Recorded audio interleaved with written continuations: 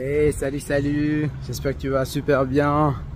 Alors, aujourd'hui c'est différent, donc c'est toujours dans le flow, mais c'est dans un endroit différent, dans un véhicule différent.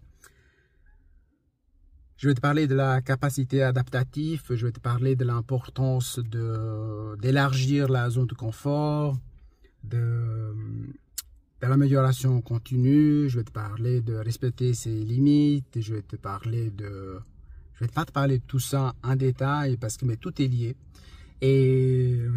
Mais disons que déjà la capacité adaptative, je trouve très importante et c'est ça qui me vient à l'esprit. Par exemple, là, comme je te donne des cas concrets, hein, parce que dans cette troisième capsule justement de déclic magique chaque mardi,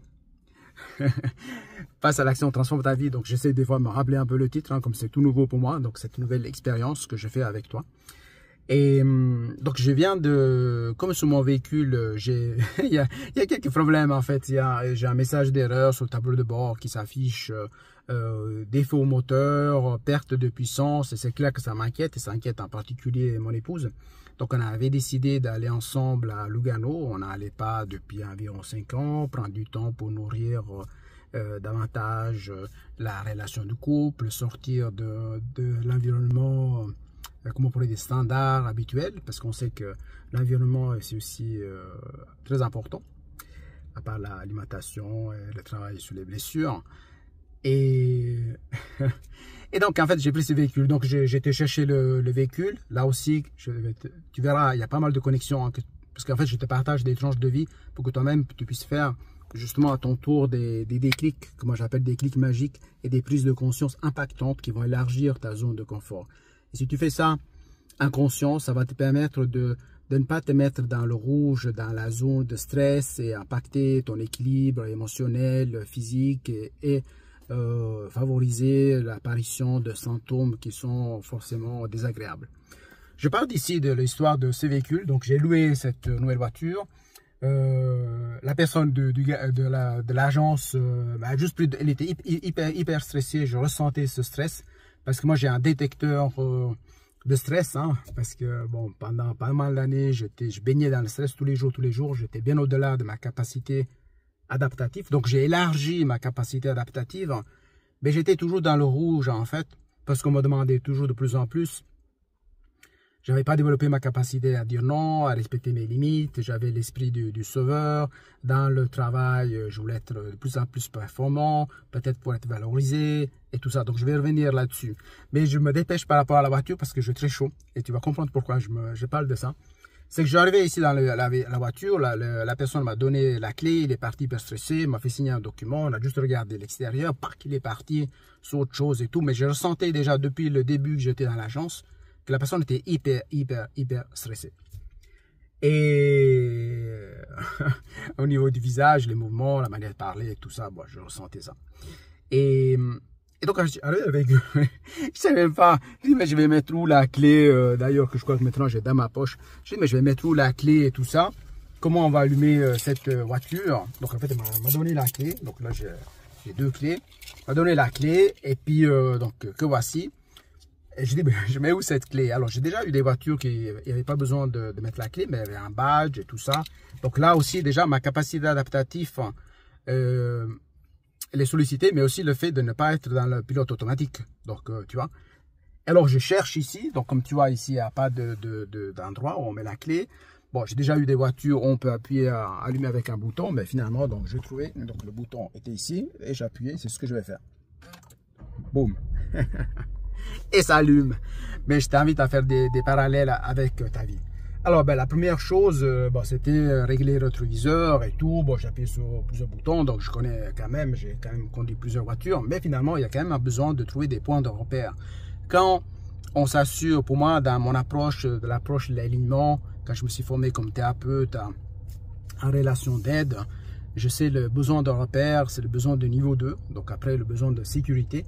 C'est très important parce que le besoin de repère, ça rassure, ça permet d'aller vers le troisième besoin qui est celui de liberté. Donc si on ne se sent pas en sécurité, on n'a pas de repère, on ne peut pas forcément avancer dans la vie en se sentant en sécurité. On a plutôt envie de revenir dans cette zone de confort que parfois elle est tout petite. Alors je disais, bon, j'ai regardé, j'ai regardé par rapport au rétroviseur, comment changer, j'ai appuyé sur un bouton, le rétroviseur, ils sont rétractés et tout, enfin, ils ont changé la position, etc.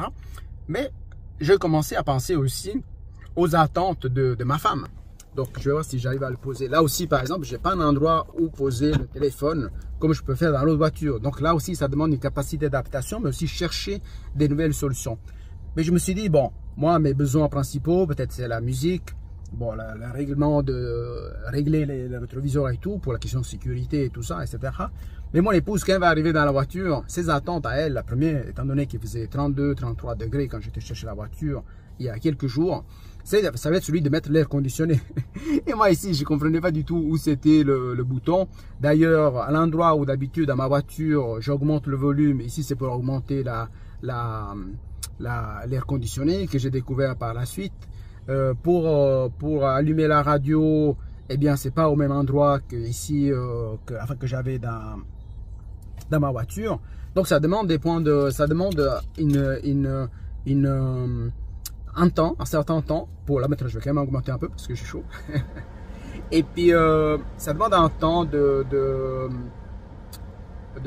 réflexion, de prise d'information. Et si notre esprit est complètement saturé, qu'il y a déjà énormément de choses, on est tout le temps sollicité, des changements continuels, constants, sans la possibilité de régénérer et tout, eh bien, au moins de changements, on va en stress. Alors, des fois, on peut évacuer le stress en fumant, en buvant, je sais pas, plein d'autres mécanismes. Ou sinon, ben, on prend des médicaments parce que si on a des symptômes, on veut faire taire les symptômes. On peut utiliser aussi les fleurs de Bach, mais à ce moment-là, on ne les utilise pas comme... moi, je me suis formé en 1998 comme thérapeute en fleurs de Bach. Mais il y avait une tendance aussi à utiliser les fleurs de Bach aussi un peu comme des pilules, comme médicaments. Donc ça, c'est pas forcément la meilleure approche dans ma perception pour pouvoir évoluer, accueillir les messages de l'âme, de l'esprit, tout en écoutant le mental qui doit se rendre à notre service. Mais finalement, ce que je voulais dire, c'est que, donc, effectivement, il faut tenir compte aussi des attentes. Donc, tu vois, je te fais un exemple par rapport au véhicule, mais je vais te faire des liens par rapport à mon parcours de vie, dans des environnements très stressants, surtout les derniers 19 ans. Et ce qui m'avait amené à un burn-out à un certain moment, mais c'est pas parce que j'ai stressé, parce qu'il y avait des petites situations de stress.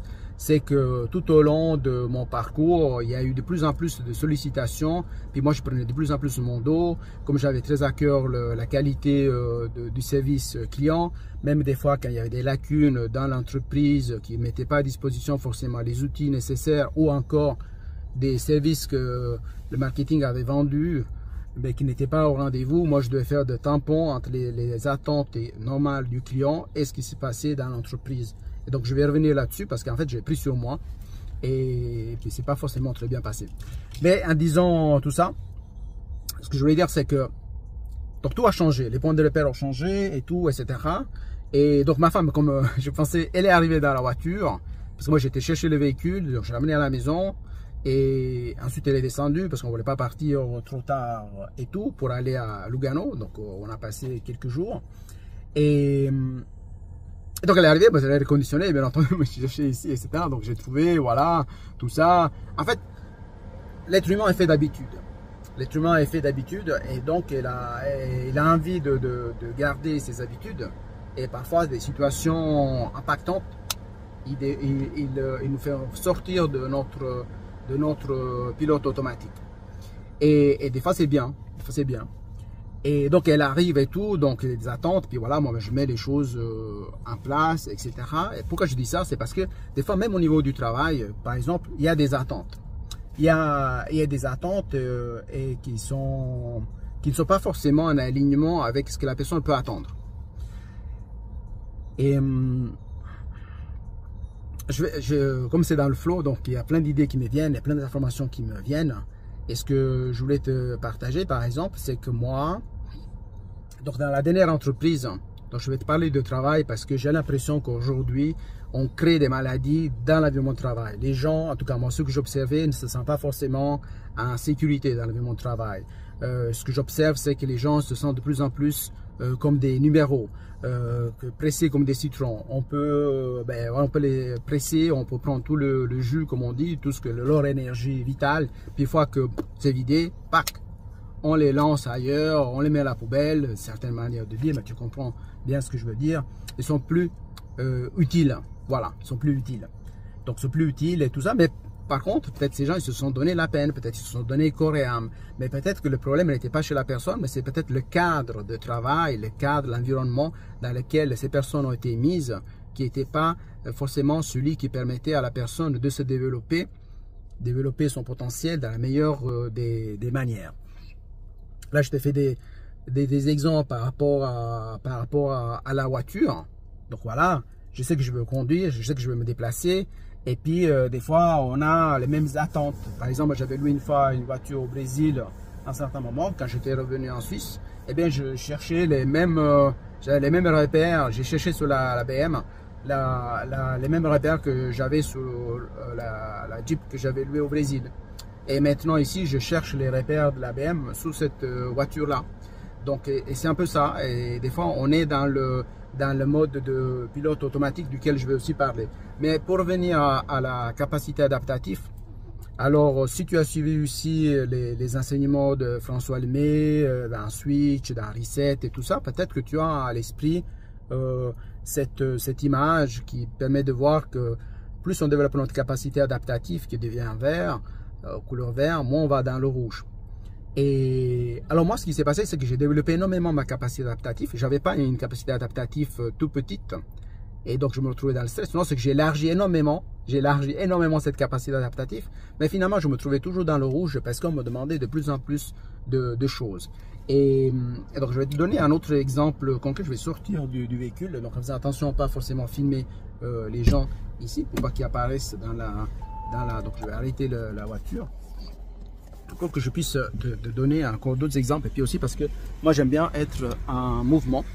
Donc je vais sortir ici, donc je vais fermer la voiture là, donc juste m'assurer que, parce qu'en plus là, comme c'est complètement improvisé, j'ai un rendez-vous à Genève d'ici 1h30, j'ai 10 heures environ de temps pour me déplacer, et j'avais envie d'enregistrer cette vidéo justement le mardi, comme c'est le mardi, même si je vais peut-être pas la publier avant minuit aujourd'hui, mais finalement c'est très important que je l'enregistre le mardi pour tenir cet engagement duquel je te parlais dans la vidéo. Donc je vais aller ici, je vais me déplacer ici sous un arbre, parce que bon, les arbres c'est important, la nature est très importante pour moi, et aussi ici je suis sur un arrêt. Donc en 2018, en fait, j'habitais dans cette région du canton de Vaud, où je venais me ressourcer au début. Et quand je venais les premières fois ici en 2018, ben, c'était complètement nouveau pour moi, parce que moi j'étais tout le temps en train de travailler, de bosser comme on dit ici en Suisse, de travailler. J'étais une machine à travail en fait, je travaillais. Et ce qui s'est passé, c'est que, pourquoi je te parle ici de la capacité adaptative, c'est que par exemple, le dernier emploi dans lequel j'étais, que j'avais commencé l'année 2000 jusqu'à 2019, eh bien, tout en étant dans la même entreprise 19 ans, mais c'est comme si j'avais changé 30 ou 40 entreprises, parce que moi j'étais envoyé en mission chez les clients, souvent en faisant en exerçant une nouvelle activité. Bon, j'étais télécom manager, j'étais customer service manager, j'étais field engineer, j'étais je sais pas quoi encore, support PC, je travaillais dans la téléphonie, j'étais formateur, je donnais des formations pour la téléphonie. En fait, je faisais beaucoup de choses. En fait, j'avais beaucoup de casquettes dans la même entreprise. Mais qu'est-ce qui se passait, en fait? Pourquoi j'en suis arrivé, alors je t'en parle là, pourquoi je suis arrivé au burn-out? C'est que, à un certain moment, je me retrouvais à exercer beaucoup plus d'activités que j'aurais dû faire dans mon description, disons, de travail. Mais finalement, comment je pourrais dire ça? La zone de confort, enfin, j'ai pas connu vraiment la zone de confort. C'est parce que moi je suis quelqu'un qui n'aime pas la routine. Donc pour moi la routine, l'ennui, c'est comme si je suis mort. Si pour moi à la fin de la journée j'ai rien appris de nouveau, ben, c'est comme si la vie qui m'a été donnée, la chance, l'opportunité, le privilège de vivre une vie, enfin une journée de plus, a été gaspillée parce que je n'ai pas pu justement l'utiliser pour évoluer, me libérer de peut-être des blessures émotionnelles, de pouvoir contribuer à un monde meilleur, bref, de découvrir des nouvelles choses sur moi, sur l'humain, ou dans le monde et tout. Donc voilà. Mais qu'est-ce qui se passait en fait? C'est dans cette entreprise, donc j'ai été engagé pour une activité que j'ai exercée. À un certain moment, vers 2003, mon entreprise a perdu le contrat dans l'entreprise. Enfin, moi j'étais mandaté, donc j'étais dans une équipe à ce moment-là. J'étais Lotus Notes administrateur, j'adorais ça. Ça mettait en contact les gens qui pouvaient travailler entre eux, multiculturels, multilangues et tout. Moi j'adore ça. Moi j'adore voir les humains collaborer entre eux, indépendamment des différences, que ce soit culturelles, religieuses, croyances, tout ça, etc. Pour moi, ça me fait vibrer, ça me fait du bien vraiment de pouvoir contribuer à ça. Et puis, et donc là, c'était super. Mais à ce moment-là, l'entreprise pour laquelle je travaillais avait perdu ce contrat. Donc, qu'est-ce qui se passe? C'est qu'à certains moments, je me suis retrouvé catapulté dans d'autres activités qui ne me correspondaient pas forcément. Donc, alors, qu'est-ce qui se passe? Bien entendu, j'ai appris toujours de nouvelles choses. Parce que chaque fois que je sortais de ma zone, entre guillemets, c'était même pas une zone de confort, mais disons enfin, la zone un peu des choses que je faisais habituellement. Donc, j'apprenais des nouvelles choses. Mais, des fois, on ne me donnait pas forcément le temps pour apprendre ces nouvelles choses. Et je t'explique pourquoi, en fait. Parce que peut-être tu pourras faire des ponts avec ton activité. Or, peut-être pour toi, sortir de ta zone de confort, peut-être c'est prendre la parole à un public ou poser une question lors d'une réunion, ou peut-être c'est essayer de manifester entre guillemets ton désaccord, certaines choses, ou apprendre à dire non pour respecter tes limites, ou te poser les bonnes questions, te dire mais voilà, ce travail ne me correspond plus, et ne pas tomber dans le piège de la peur de ne pas avoir assez d'argent à la fin du mois pour payer des factures, et être obligé de travailler en faisant quelque chose qu'on n'aime pas mais qui nous tue peu à peu pour justement subvenir aux besoins de pouvoir acheter à manger. Finalement, d'une manière ou d'une autre, on ne se fait pas du bien, surtout si on doit compenser avec d'autres produits chimiques. Mais en revenant à l'histoire, donc qu'est-ce qui s'est passé? C'est que 2003, donc j'ai été catapulté dans une autre activité où je devais m'occuper non, mais là je pourrais parler des jours et des jours, pas 10 heures, 1 heure. Hein. Mais faisant bref, donc en fait, qu'est-ce qui se passe? C'est que j'étais catapulté dans une autre entreprise, je ne vais pas donner des noms, où je devais m'occuper du réseau, de m'occuper des réseaux informatiques et tout ça. Mais j'ai trouvé intéressant parce que moi j'aime bien apprendre, j'ai une grande capacité d'apprendre et magasiner beaucoup d'informations et transformer le savoir en savoir-faire pour que ça devienne des nouvelles connaissances utiles. Et j'aime bien aussi, justement, par rapport à l'amélioration continue, d'acquérir les connaissances et puis après faire des documentations, justement, qui peut être utile aussi à des collègues, justement, qui ne vont pas devoir faire entre guillemets, une mauvaise expérience et chercher à gauche à droite des informations que moi-même j'ai déjà et que j'aurais gardé pour moi, juste pour me sentir valorisé. Moi, je suis plutôt le contraire. Tout ce que j'apprends, je partage, je documente pour que les gens se sentent à l'aise et puissent justement apporter le niveau de qualité nécessaire au client qui est en train de payer. Pour moi, le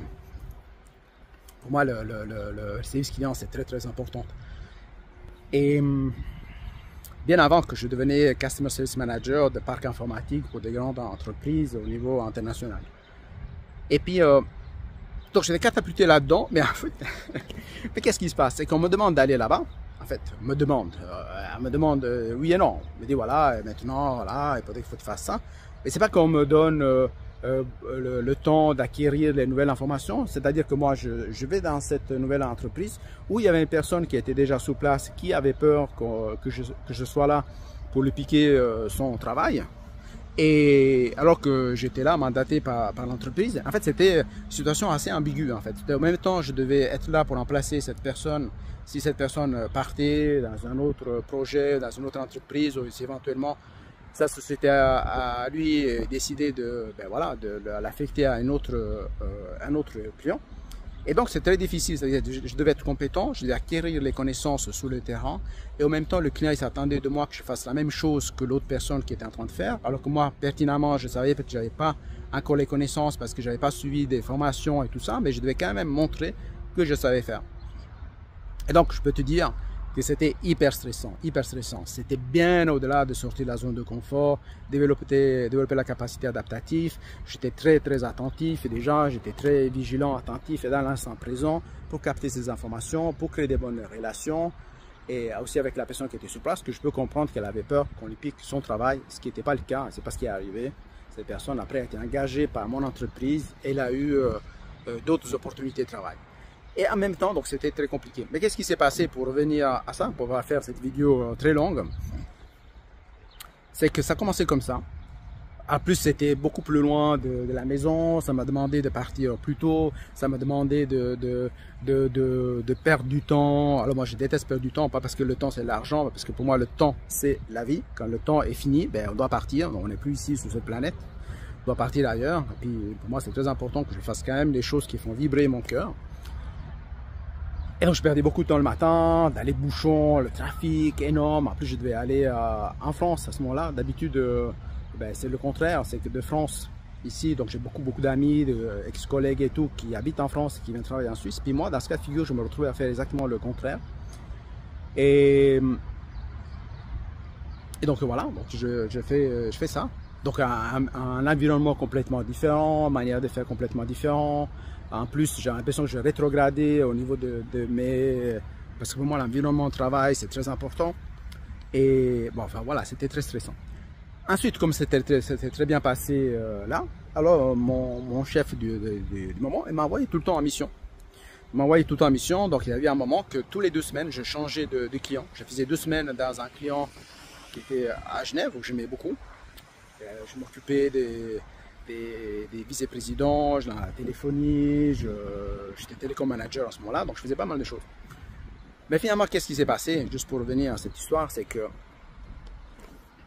pendant au moins presque 16 ans, enfin en tout cas 15 ans, des fois je ne savais pas du tout où j'allais aller. C'est-à-dire que pendant que la plupart de mes collègues qui travaillaient pour la même entreprise que moi, eh bien, même s'ils changeaient de client, parfois du dossier et tout, mais ils continuaient à être dans le même bureau, dans le même endroit, ils prenaient le même chemin pour aller au travail, et voilà, ils avaient les mêmes interlocuteurs, le même bureau, tout, etc. C'était leur routine. Moi non, moi j'étais, des fois je travaillais à Genève, des fois je travaillais du côté français, des fois je travaillais à Neuchâtel, des fois j'ai travaillé à Lausanne, des fois j'étais ailleurs. Donc finalement ça a changé aussi mes habitudes au niveau de la famille, c'est-à-dire que ben, comme on fait partie d'un système, c'est sûr que si je travaillais à Genève et puis admettons je donnais rendez-vous à des amis le soir, ou à mon épouse pour se revoir le soir ou pour manger à midi ensemble, mais c'est sûr que c'était différent si on devait se voir à Genève, on se devait voir à Lausanne, c'est de l'autre côté de la ville, ou si j'étais à Neuchâtel, ou même si j'avais décidé que je devais aller chez le coiffeur à midi, ben c'est bien différent si, pour m'organiser. Donc en fait, moi je devais tout le temps m'organiser, tout le temps solliciter ma capacité d'adaptation. Et c'est pour ça qu'à un certain moment, ça a craqué. Enfin moi j'ai tenu beaucoup aussi bien avant du burn-out. Je pense que quand j'ai quitté, enfin quand j'étais en arrêt maladie en 2018 à cause du burn-out, donc là ça va faire 6 ans, j'avais fait le burn-out depuis longtemps déjà, mais en fait je tenais dur parce que pour moi il fallait tenir, il fallait se battre, il fallait aller jusqu'au bout. Je pensais que je faisais partie d'une équipe, on se soutenait, que l'entreprise était là pour assurer mes arrières et on se battait. Après, il faut voir aussi que moi, ce qui est arrivé, donc c'est arrivé, je crois, à 5 ou 6 occasions, que j'ai dû remplacer des collègues qui s'étaient fait licencier, presque avec effet immédiat. Et souvent, ce qui est arrivé, c'est que ben, ces personnes se sont fait licencier. Et c'est clair, et je peux comprendre, ils n'avaient pas forcément envie de me transmettre leurs connaissances, leur parcours et les outils et les informations pertinentes et nécessaires pour pouvoir, moi, accomplir ma mission d'aller chez les clients, parce qu'ils se voyaient moi comme un intrus, que j'allais piquer leur travail, alors que ce n'était pas le cas. Et donc ça se passait pas forcément bien. Et moi je devais développer encore plus, et là parce que je devais acquérir de nouvelles connaissances et me présenter chez les clients en disant mais voilà, cette personne est partie pour X raisons. Des fois c'était même pas dit si la personne était partie vraiment ou elle avait été licenciée et dans quelles conditions. Et puis moi, je devais aller remplacer cette personne et me présenter, voilà, c'est Giuseppe, voilà, je vais m'occuper de votre parc informatique, je vais faire ci, m'occuper de que tous les services fonctionnent, etc., etc. Il fallait organiser des réunions et tout. Et c'est sûr que moi, je prenais sur moi. Alors, qu'est-ce qui se passait aussi? pour revenir à ce que je voulais dire, c'est que ma difficulté à moi, alors je pense que je suis en train de faire une lecture des événements pour que tu puisses faire des ponts avec ta vie et pour que tu puisses développer cette capacité peut-être à dire non, à voir les choses et pas te retrouver comme moi je me suis retrouvé avec la tête dans les guidons, comme on dit. Et puis là, à ce moment-là, ben voilà, donc je continuais, et je passais d'expérience à expérience. Et ça, c'est ce que je te dis là, une fois par exemple, on m'a mis, alors d'un côté je suis content parce que ah, ben, l'entreprise me fait confiance et il m'envoie là. Une fois, j'ai débarqué dans une autre société qui venait d'être créée et je me retrouvais, donc ils n'avaient même pas encore construit les bâtiments. Et moi, je me retrouvais dans des sortes de containers, c'est pas vraiment des containers, mais c'est des trucs, c'est des bureaux provisoires. Et il y avait 5 vice-présidents et le président de l'entreprise, une grande entreprise aussi dans les semi-conducteurs, et la secrétaire. Et donc, moi, j'étais le point de contact clé. Mais ce que je devais faire là-bas, il y avait des choses que je connaissais, ça faisait partie de mon domaine d'expertise et tout, mais d'autres que je ne savais pas. Et donc, grâce à mes compétences humaines, j'ai pu toujours répondre aux demandes, résoudre les problèmes, enfin, j'ai tout fait le nécessaire. Et encore aujourd'hui, je garde de bons contacts avec ces personnes. Il y a des personnes qui sont parties aux États-Unis, d'autres qui sont dans d'autres parties de Suisse ou d'Europe. Mais là aussi, c'était un stress pas possible.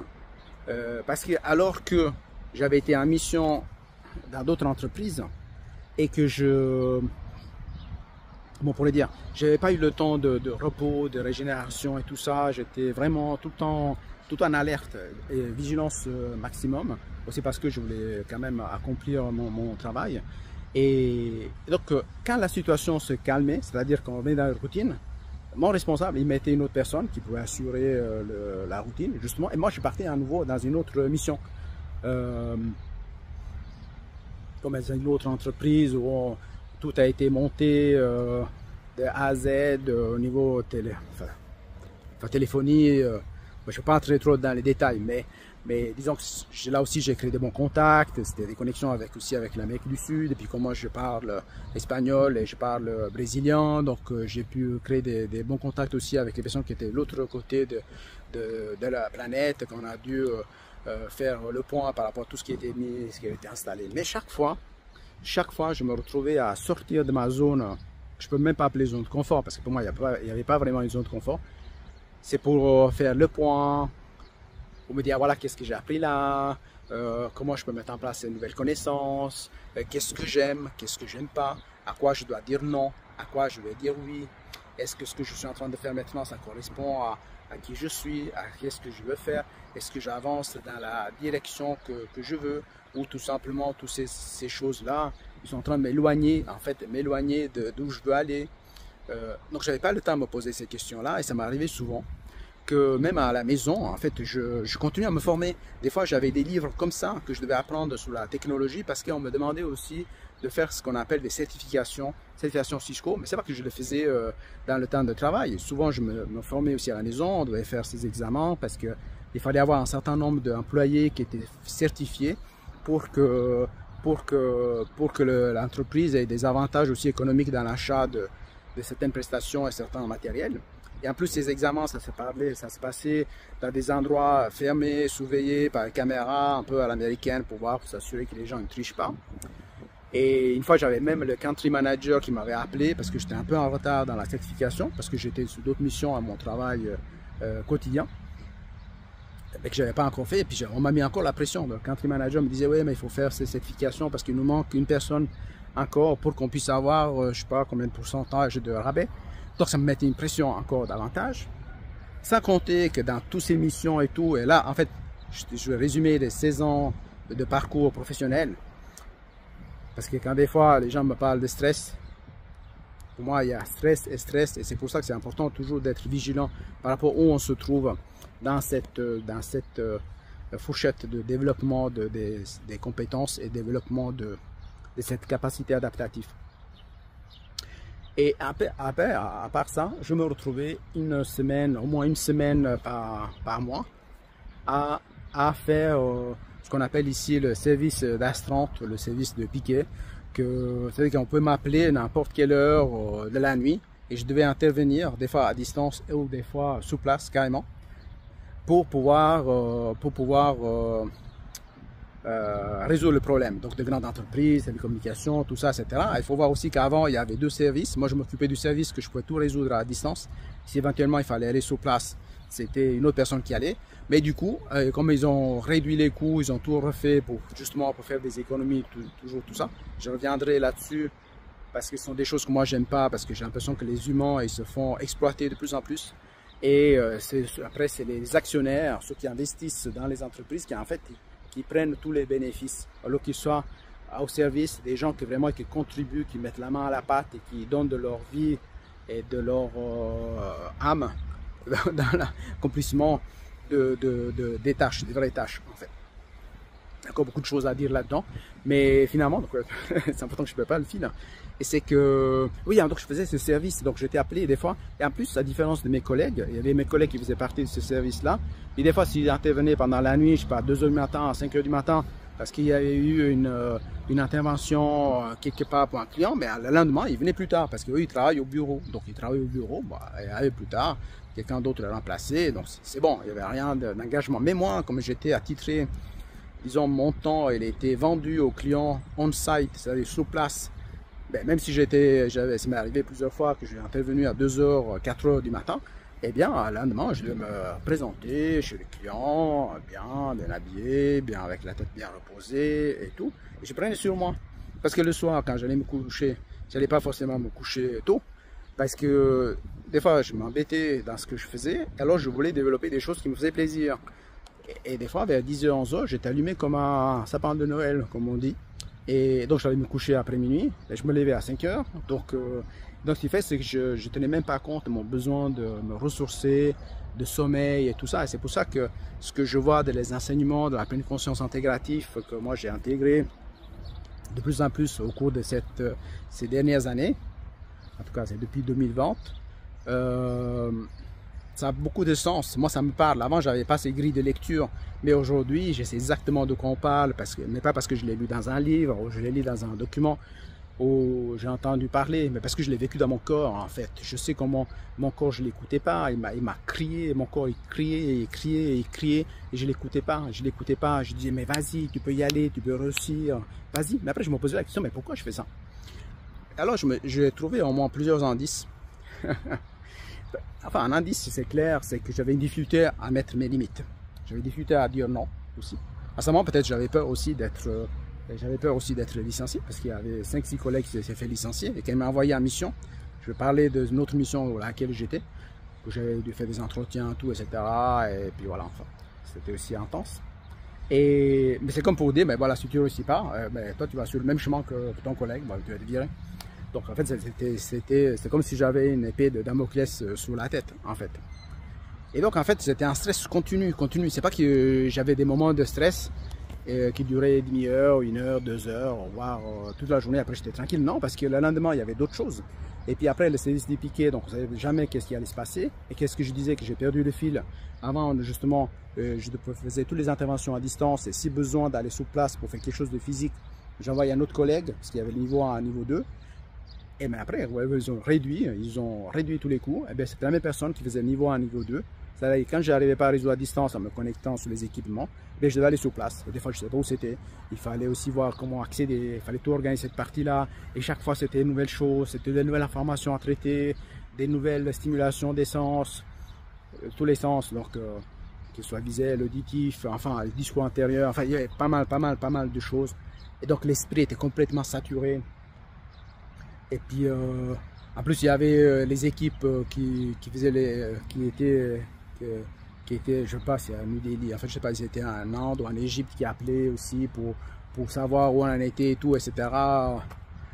Et donc, c'était un stress supplémentaire et tout. Enfin, bref. Et qu'après, le lendemain, moi, j'allais au travail, normal, tranquille, je faisais ma journée. C'est-à-dire que moi, je pense que pendant plus que 10 ans, en tout cas, j'ai jamais pu sortir, en fait. C'est pour ça que maintenant, je suis ici. Je suis là, même si je dois me rendre à Genève pour mon rendez-vous. Mais je me sens bien.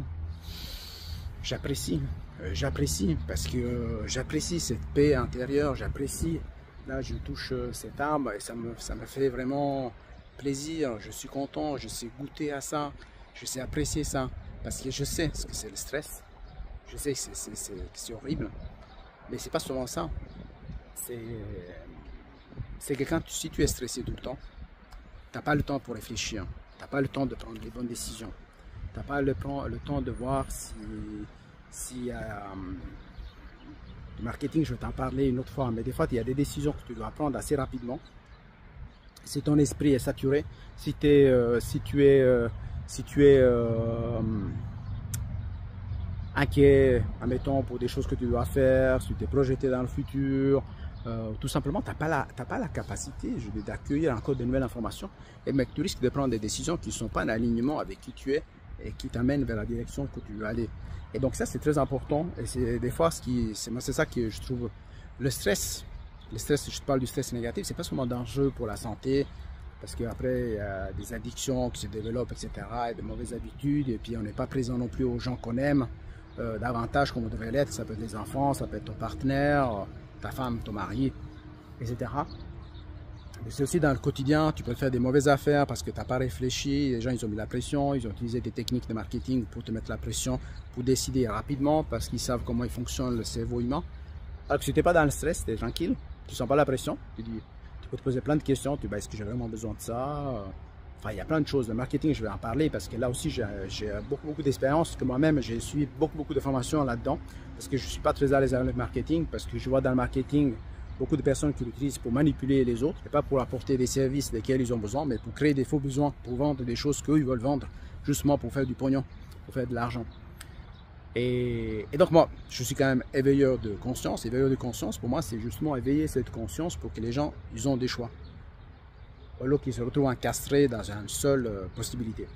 Donc, mais ça, c'est un autre sujet que je vais développer. Mais aujourd'hui, pour revenir à la capacité adaptative, comme tu vois, comme tu peux t'imaginer, donc j'ai dû développer beaucoup cette capacité adaptative, mais malgré le fait qu'il soit vraiment très large, je me trouvais toujours dans le rouge parce qu'on ne me donnait pas le temps de me régénérer. Ou peut-être, moi, comme je disais, j'avais difficulté, donc j'avais besoin d'être peut-être valorisé par l'extérieur, comme dire, hey, Giuseppe, c'est cool, ça s'est bien passé et tout. Mais en fait, finalement, ces gens, ils m'ont tout simplement exploité. Parce qu'ils gagnaient beaucoup d'argent grâce à moi, que j'allais faire tout ce travail-là. Je n'ai jamais donné des problèmes, jamais un manager a dû intervenir pour venir parler à ma place chez le client. Et en plus, j'étais engagé dans une entreprise où, en plus, ce qui se passait, c'est que si on n'aimait pas tellement la tête on n'aimait pas vraiment la tête de la personne, elle faisait comme ça, bon, on changeait, parce qu'en fait, finalement, j'étais une ressource, donc je n'étais pas une personne. Donc ça, c'est très important. C'est pas pour rien que maintenant, on n'appelle plus, il n'y a plus de département du personnel, maintenant, il y a des ressources humaines, donc on prend les ressources. Alors moi, je suis un peu contre cette utilisation parce que je trouve que les gens ils sont utilisés de plus en plus comme des numéros. Donc, c'est pas vraiment ce que j'aime le plus. Et puis voilà. Et donc ça, c'est par rapport à ça. Donc ça, je reviendrai là-dessus. Parce que c'est vrai que quand j'ai commencé à travailler, il y avait le département du personnel pour les soutenir, pour les protéger, pour les encadrer, pour les sécuriser et tout ça. Alors maintenant, c'est des ressources humaines. Donc, il y a ressources naturelles. Donc l'eau et tout le reste. Et puis après, il y a les ressources humaines. Donc on prend. Pour moi, c'est pour ça que j'ai l'impression que les gens ils sont utilisés comme des citrons à ce moment. Peut-être que j'ai perdu le fil. Je ne vais pas réécouter la vidéo. Je vais la publier telle quelle. Peut-être que je vais ajouter des petits déclics, des choses que j'ai enregistrées. Mais disons que la capacité... Ah oui, voilà. Donc je disais que si tu es stressé, tu ne prends pas les bonnes décisions. Moi, ça m'est arrivé souvent qu'en étant en état de stress, j'ai pris des mauvaises décisions et j'ai perdu aussi pas mal d'argent. Parce que sur mon chemin, j'ai trouvé des personnes qui n'avaient pas vraiment tellement de scrupules à gagner de l'argent. Sans apporter vraiment une valeur. C'est celle que je veux t'apporter, justement, une valeur. Vraiment que ces informations que je t'apporte, c'est pas pour parler de ma vie, c'est pour que toi, tu puisses faire des prises de conscience, justement, des déclics, et pouvoir changer des choses dans ta vie. Et aussi, je vais te donner aussi des outils concrets, pratiques, pragmatiques, si tu as besoin avec des exemples justement qui te permettent justement d'aller dans ta direction, développer cette capacité adaptative, mais en tenant compte de tes besoins, d'écouter les messages du corps, écouter les messages de l'esprit, écouter ton intuition, écouter ton ressenti et tout ça, parce que c'est très important. Je vais te parler aussi prochainement de l'amélioration continue. Donc l'amélioration continue, c'est très important parce que moi aussi, c'est quelque chose qui me passionne. Dans chaque chose, j'essaie toujours d'améliorer les processus pour qu'on gagne du temps, on gagne en efficacité, pas dans un esprit de performance forcément, même si ça, j'avais mordu à ce pattern de performance parce que j'avais la peur du jugement, tout ça, etc. Et puis je voulais être efficace et tout, être approuvé, etc. Mais c'est pour gagner du temps que tu puisses faire les choses que vraiment tu as envie et limiter la dépense de ton temps vie pour gagner de l'argent au strict nécessaire pour pouvoir subvenir à tes besoins réels et pas des besoins qui sont créés de toutes pièces par le marketing ou d'autres sources pour te prendre dans un système dans lequel tu deviens tout simplement un consommateur, tu deviens simplement un numéro, puis dès que tu ne peux plus rien consommer, tu ne peux plus rien acheter, mais voilà, on te met de côté parce que tu n'es plus utile. Je ne vais pas revenir sur ce qui se passe en ce moment à Paris, on le voit très bien hein, avec l'organisation, ce qui était mis en place aussi. Donc on voit très bien qu'il y a des gens qui sont défavorisés, qui sont déplacés parce qu'ils gênent. Et puis que ça ne met pas une bonne image à la ville, etc. Mais finalement, ça permet de voir un peu des choses qui se passent aussi dans la société. Donc pour des gens qui ont le regard, un autre regard, qui veulent vraiment voir qu'est-ce qui se passe. Donc ça, c'est un autre sujet. Donc maintenant, c'est très important, je voulais dire, c'était pour la capacité adaptative, l'amélioration continue de laquelle je vais te parler prochainement, le pilote automatique aussi, les attentes des autres. Et je disais aussi, moi par exemple, moi j'aurais pu à un certain moment mettre un stop, j'aurais pu peut-être démissionner, j'aurais pu chercher un autre travail. Peut-être que je devais faire ce parcours-là pour aujourd'hui t'en parler, pour que toi-même tu puisses faire des prises de conscience, des déclics, et puis te dire non, ça j'ai plus envie, ça j'ai envie, etc. Peut-être c'est ça parce que je pense que rien n'est inutile. Donc en tout cas, moi je vais te partager tout ce que je peux te partager pour que tu puisses faire justement des déclics. Et puis je voulais te parler aussi, ah ouais voilà, donc en fait ce qui se passait au niveau du travail, donc je n'osais pas dire non, d'abord parce que je pensais que les gens autour de moi, ils savaient de quoi il s'agissait, que c'était normal que je réponde affirmatif, alors je ne sais pas que je pouvais dire non, et je pouvais dire non, donc après j'avais peur de déplaire, entre guillemets, peut-être j'avais besoin de cette reconnaissance, on me dit ouais, tout ce père était bien, elle a fait ci, elle a fait ça, etc., mais après ça ne m'apportait rien du tout financièrement, parce que personnellement, j'ai jamais, une seule fois je crois que j'ai demandé une augmentation. Et alors qu'après j'ai découvert qu'il y avait plein d'autres collègues qui gagnaient beaucoup plus, qui pensaient plus à leur carrière qu'à répondre aux besoins des clients ou être toujours présent pour aller en mission à chaque fois que j'étais envoyé. Et dans le cadre personnel, des fois j'ai pas su respecter mes limites parce que j'avais maintenant moi, mais il y a quand même un peu là, sous-jacent. J'avais l'esprit du sauveur, donc je voulais aider les autres parce que bon, j'aime pas voir les gens souffrir. Et puis dans ma famille, j'ai toujours été un peu le point de référence pour aider, enfin venir sauver, etc. Donc là, je suis en train de me libérer un petit peu parce que j'aime pas voir justement les gens souffrir. Donc je disais pas un non. Après, il y avait des attentes aussi parce que moi, je travaille tout le temps. Et puis c'est vrai que quand ma femme elle voulait sortir, c'est tout à fait normal. Eh bien voilà, je vais m'organiser, mais moi j'étais hyper stressé et tout, des fois même le week-end j'étais hyper stressé, je profitais pas des loisirs, alors, tout en continuant à payant énormément d'impôts.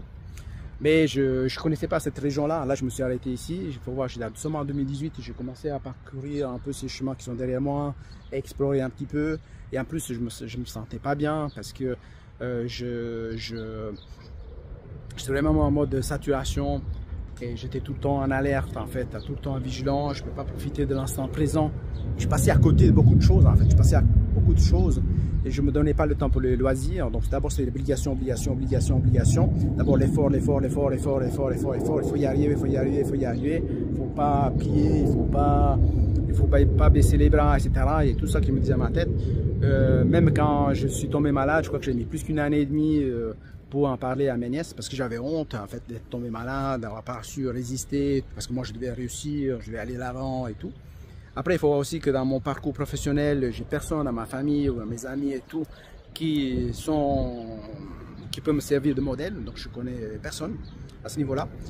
Et donc c'était pas facile, donc manque de repères, sans savoir vraiment qu'est-ce qu'on peut exiger de moi ou pas. Des fois je me suis retrouvé à faire plusieurs activités au en même temps au niveau du travail. J'ai dû me former des fois, pour pas passer la honte chez le client, je me suis formé à côté.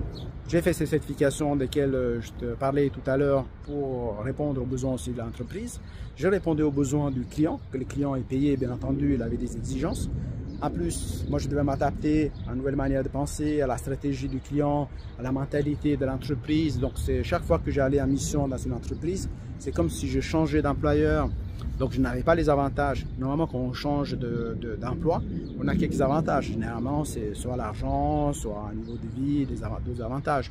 Mais moi j'avais aucun avantage. C'est-à-dire que je gardais le même salaire. J'avais aucun avantage au niveau monétaire. Mais en plus avec un effort supplémentaire qui a été demandé. Donc c'est comme si je changeais d'employeur en fait finalement. Parce que je devais apprendre des nouvelles choses, de nouvelles techniques, nouvelles manières de faire, j'avais des nouveaux interlocuteurs, je devais me mettre en connexion avec ces gens-là que je découvrais comment ils fonctionnaient au niveau de leur esprit, leur manière de faire, quel était leur schéma, etc. Donc en fait, j'ai fréquenté des milliers et des milliers de personnes, donc je connais très bien l'être humain. À ce niveau-là, et puis aussi au niveau de toutes les autres approches que j'ai développées, que ce soit dans le coaching, que ce soit la PNL, que ce soit la thérapie, l'astrologie et tout ça. Mais finalement, ce qui m'intéresse, c'est que l'être humain puisse venir ici, pouvoir développer, mais en harmonie avec les lois du vivant, sa capacité adaptative, pouvoir respecter ses repères, ses critères, ça c'est très important, vivre en pleine liberté, ne pas dépendre de substances ou personnes externes pour se sentir en paix et finalement cultiver la joie, avancer sur son propre chemin de la vie et donc que chacun puisse choisir en pleine conscience ce qu'il veut vraiment faire dans cette vie. Et si tu es tout le temps en sollicitant ta capacité adaptative sans te régénérer, c'est qu'il y a des choses à faire. Il y a plein de trucs, plein d'astuces que moi-même j'ai développées, que je vais partager. Et c'est ça que je t'invite à faire. Moi, je veux voir de plus en plus de gens dans la joie. Et c'est ça qui m'inspire, c'est ça que je veux te transmettre avec cette vidéo. Alors, je sais pas, je vois que cette vidéo, elle est déjà assez longue. Je pensais pas... Donc, j'ai enregistré dans le flow aussi. Ben, voilà, donc c'est quelque chose aussi. C'est aussi une capacité adaptative. Donc, voilà, je me suis enregistré ici, cet endroit.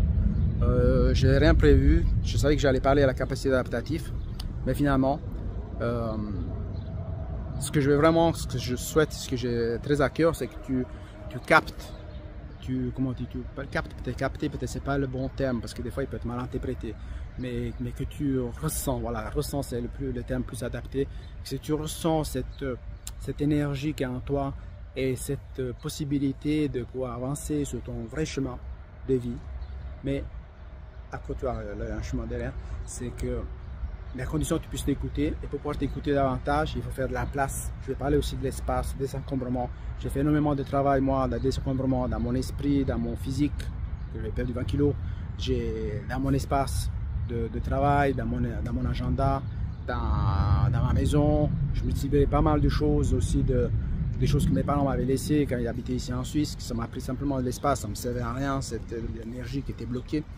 C'est un autre sujet duquel je vais parler. Mais finalement, c'est très important que tu saches où tu te situes dans ta capacité adaptative et voir aussi si les demandes qui viennent de l'extérieur correspondent à ce que toi tu veux faire. Parce que bon, tu n'es pas obligé chaque fois de répondre oui aux attentes. Voir est-ce que tu es en mesure, tu as développé la capacité de dire non à des choses qui ne correspondent pas. Parce qu'il faut voir que chaque fois que tu dis oui aux autres, mais tu dis non à toi. Surtout, ça fait penser aussi à une nièce que j'ai aussi, qui a aussi cette difficulté-là. Mais il y a plein de choses. J'espère que tu pourras faire des ponts avec ta vie, à des choses qui viennent à ton esprit. Maintenant, je vais me préparer. Je vais partir parce que j'ai un rendez-vous à Genève. Et puis voilà. Donc, et puis ce soir, je vais enregistrer, je vais mettre en ligne cette capsule, de cette troisième capsule. Donc, la troisième capsule. Comment j'ai appelé ça? Donc des clics magiques chaque mardi, passe à l'action et change ta vie.